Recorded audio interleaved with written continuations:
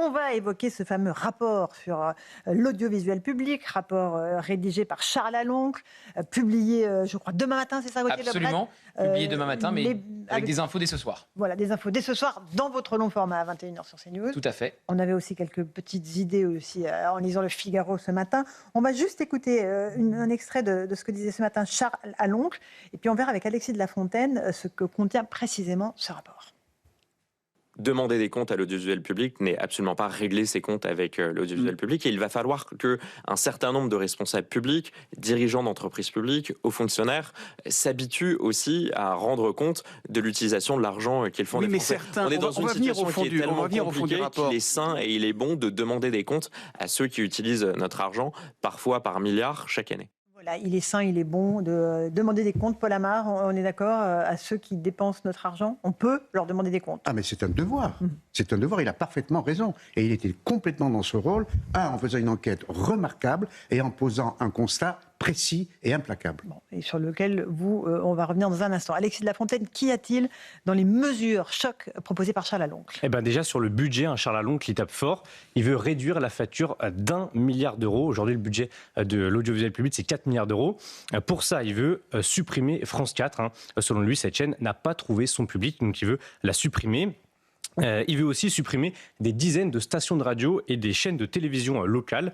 Enfin, il veut fusionner France 2 et France 5. Il estime que les deux chaînes font un peu doublon en proposant les mêmes programmes. Il veut aussi réduire de 3/4 les jeux et les divertissements sur France 2. On sait que France 2, c'est la chaîne qui propose le plus de jeux et de divertissements de toute la chaîne, de toutes les télés françaises. Ça économiserait 170 millions d'euros. Enfin, il veut fusionner France Info et France 24 pour en faire une chaîne un peu de puissance internationale. Et enfin, il veut aussi chasser ce qu'il appelle les dépenses luxueuses, comme le Festival de Cannes, les chauffeurs, les hôtels, les soirées, les réceptions ou autres. Objectif, avec ça, économiser 3 millions d'euros. Et puis il y a aussi les nominations aussi qu'il veut faites directement par l'Élysée pour que les choses soient claires. On est d'accord ? Ça c'est pour plus le pluralisme, l'indépendance de l'audiovisuel public.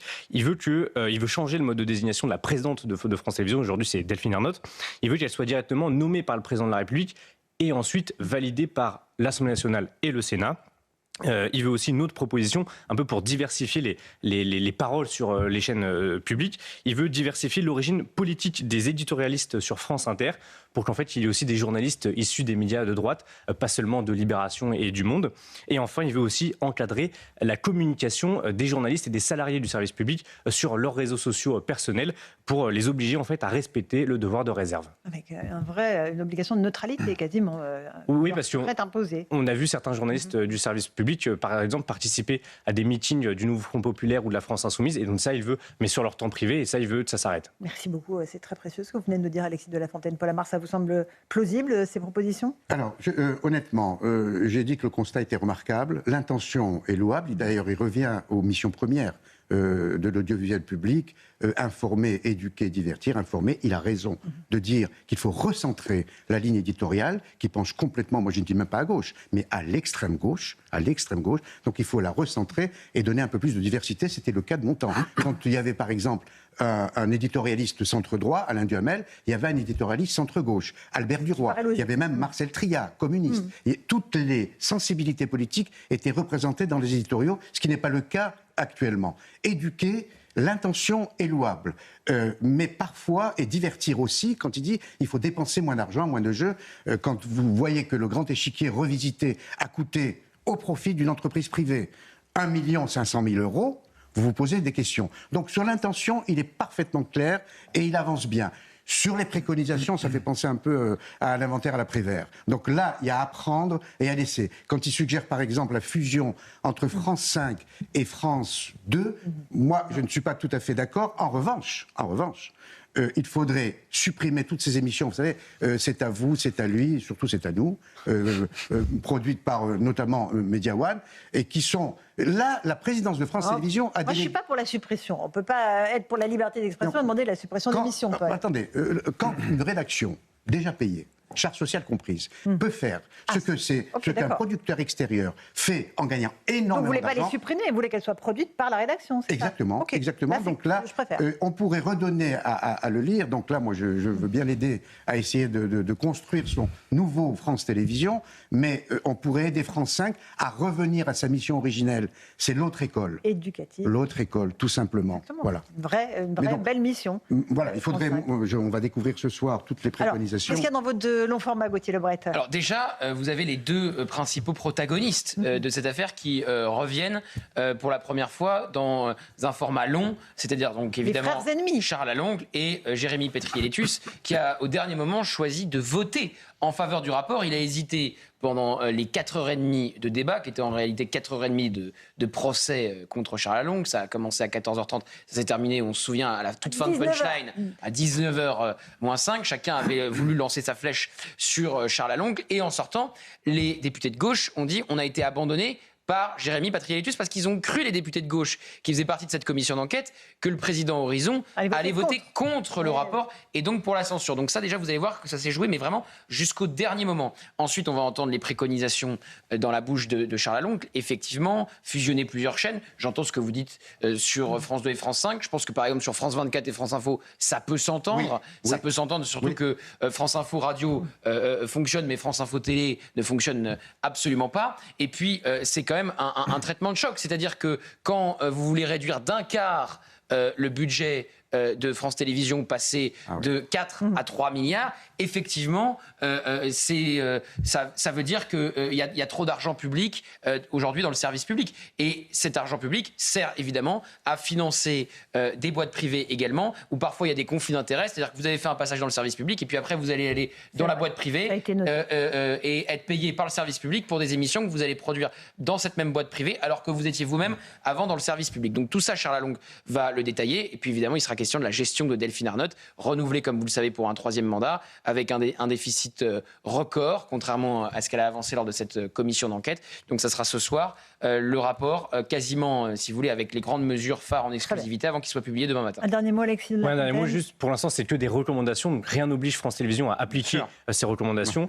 Et donc, c'est pour ça que Charles Lalonde veut porter une proposition de loi qui sera certainement dans la niche de l'UDR, qui aura lieu le 25 juin prochain à l'Assemblée nationale. Éric Revel, un mot. Il y aura un avant et un après rapport à Lalonde, ça c'est certain pour le service public. Là, il n'y a pas de doute, on peut être tous d'accord là-dessus. Les points qui ont été mis en avant sont, à mon sens, incontestables. Le besoin de réformer l'audiovisuel public est incontestable, aussi bien sur son impartialité, comme dit la nouvelle ministre de la Culture, Catherine Pégard, éditoriale, que sur ses coûts de fonctionnement. Mais où je trouve qu'il a été très habile, Charles Lalonde. Vous savez, au début, on lui a fait le procès. On lui dit, mais en fait, vous êtes dans une visée politique. Est-ce que vous souhaitez, en fait, c'est privatiser le service public ?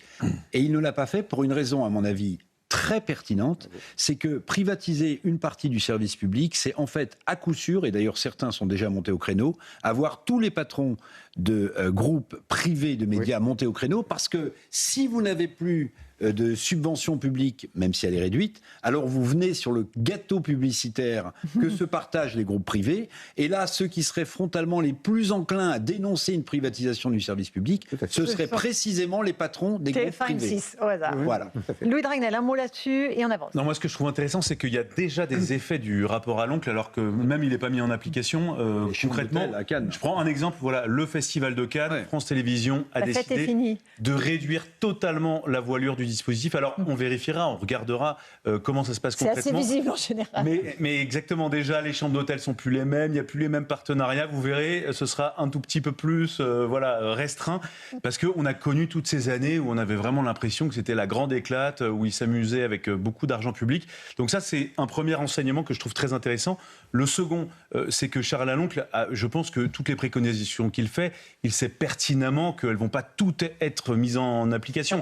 C'est une sorte de boîte à outils pour les candidats à la présidentielle, pour les amener à se prononcer, pour piocher des idées. Tiens, ça m'intéresse, ça m'intéresse un petit peu moins. Donc ça, c'est intéressant. Et puis, pour terminer, moi je trouve, alors ça peut paraître paradoxal, mais le fait de réduire le budget de France Télévisions, paradoxalement, à mon avis, va renforcer la puissance de l'audiovisuel public, parce que vous virez, en fait, vous enlevez, vous élaguez tous ce qu'on appelle les bullshit jobs, toutes les prestations. Ils le feront jamais. Qui servent à rien.